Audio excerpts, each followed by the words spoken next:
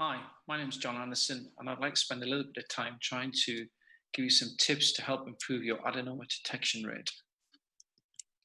I think the audience is fully aware that if we can detect and then completely remove adenomata, we reduce the risk of that patient developing subsequent colorectal cancer. The data supports this and also highlights some other interesting findings. We're not as good as we think we are. We can miss quite large adenomators in a significant number of patients, and there are marked variations both between individuals but also subspecialty groups. Importantly, and this is emphasized by the data by Collier et al., a 1% incremental increase in your adenoma detection rate will be associated with a 3% decrease in the risk of colorectal cancer in that group of patients. And I think this, amongst all the things, should be a great driver for everyone to try and improve their own detection rates. Here's an example of a sessile serrated lesion.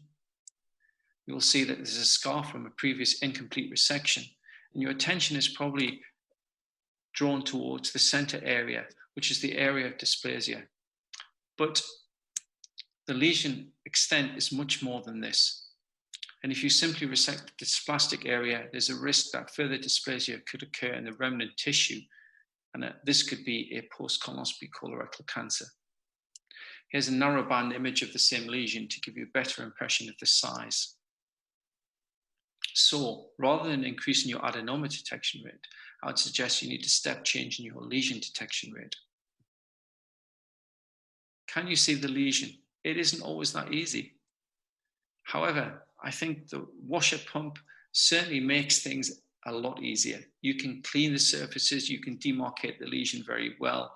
It cleans off the mucus, and it can also interrogate the defect. And I would advocate the use of a water pump. Please get one in your department and get familiar with it. It will help with both your intubation as well as your lesion recognition and therapeutic skills. More commonly, we see the picture on the left, but with a little bit of gentle suction and cleaning, we get a picture on the right, and your attention should be drawn to the hypervascular area in the center, which requires further interrogation. This is almost certainly a polyp.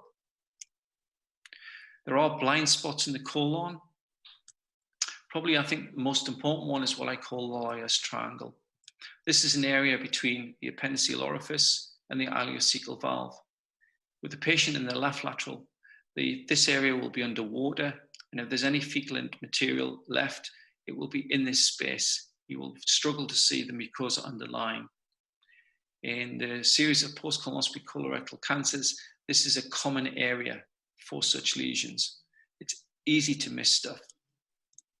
In addition to this, the dentate line along the rectum is another important site, and I would encourage you to retrovert in all cases unless there's a specific contraindication.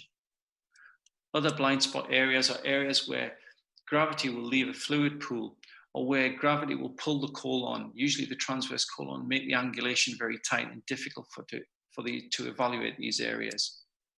The sigmoid colon is an obvious one, as is the dip in the transverse.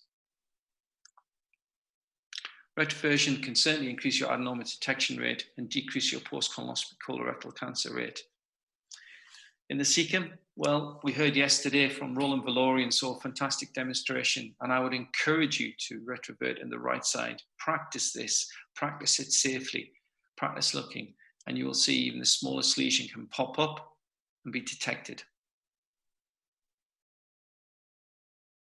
We saw some great stuff on artificial intelligence yesterday, and I don't want to go through the whole session again. If you want to recap, I would encourage you to look at Ralph Bishop's presentation, which is really first class. But suffice to say that artificial intelligence is coming. It's going to cover multiple areas of our practice. And I think we need to be familiar about what it can do and its limitations. And we need to put the training in place to be able to utilize this effectively. But the future is coming, and it's coming soon.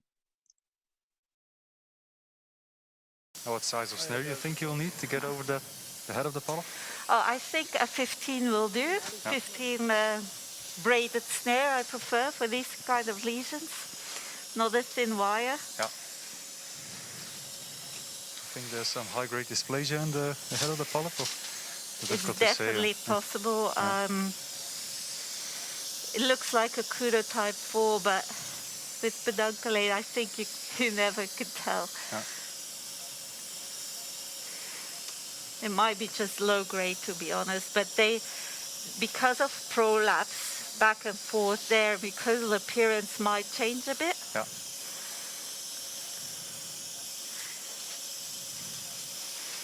So let's see. Open the set.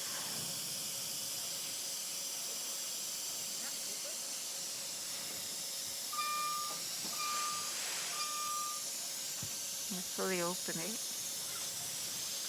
Yeah.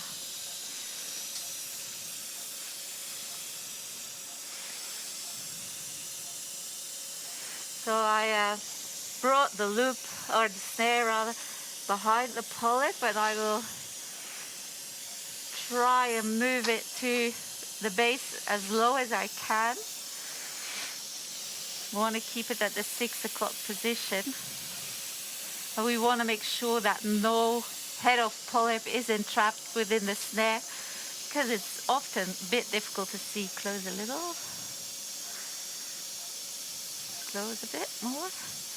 As Stelita is closing the snare a bit more, we see that we really go actually up a bit.